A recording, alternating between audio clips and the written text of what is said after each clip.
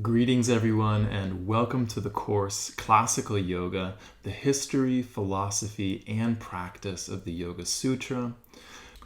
The study of a rich philosophical text like this from India is in itself rewarding, and the reading and the study of a philosophical text like the Yogasūtra is itself a form of sadhana or spiritual practice known as svadhyaya or self-study. But what does a Sanskrit philosophical treatise written over 1500 years ago for Indian renunciate ascetics have to do with modern yoga practice in the 21st century? And so we can see here that between the Mahabhashya and the Yogasūtra, we have a gap of something like 600 to 700 years. And on purely historical grounds then, this makes it very unlikely, if not impossible, that we would have one author, one figure by the name of Patanjali who wrote both of these works. So here we can see Patanjali is really sort of following this sutra trend. Both the Mimamsa Sutras and the Brahma Sutras were likely composed prior to the Yogasūtras of Patanjali. This word Nirodha appears in one of the Buddha's earliest discourses, his teachings on the Four Noble Truths.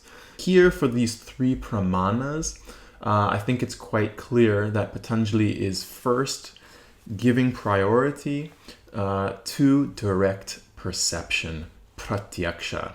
We saw how Patanjali first suggests that the yogin focus the mind on Ishvara, on the Lord, through Ishvara pranidhana, this special type of bhakti or devotion, namely through the chanting, the japa, of the mantra, the sacred syllable Om, which Patanjali tells us is the vachaka, the sonic expression of God, of Ishvara. Patanjali then introduces what we might call his klesha karma theory, how these mental afflictions give rise to actions and behavior, karma, that then in turn produce fruits and results, which in turn produce further kleshas and further karma. And the Bhashya repeats this metaphor many times throughout, this idea of scorching the seeds of the kleshas and the samskaras through the fire of discriminative knowledge. It's oftentimes that it's only this Aṣṭāṅgayoga section, right, that gets taught. And the entire Yoga Sutras and yoga philosophy often gets read and interpreted through this Aṣṭāṅgayoga section alone. But look at how much work we've had to do to get to this point in this course and in the text.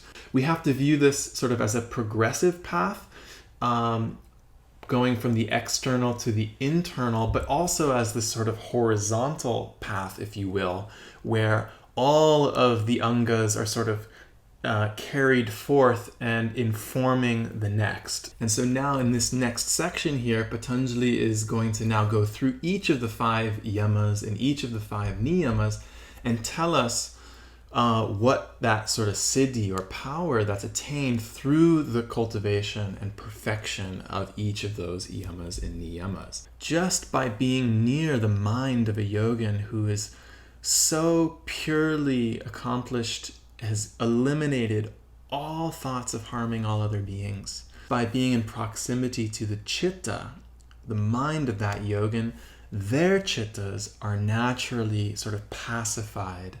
Now we might find that some aspects of the text, which were written for largely male Brahmin ascetics roughly 1500 years ago in classical India, simply don't apply to us today.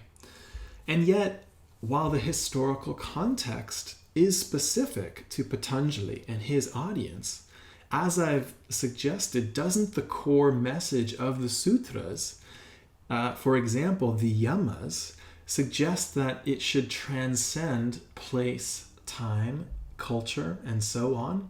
I'm so happy that this course spoke to you, that you found it, and that you're here with me for what's going to be a pretty incredible journey diving deep into classical yoga philosophy expressed through the Yoga Sutra, one of, if not the most important foundational Sanskrit texts for the yoga traditions.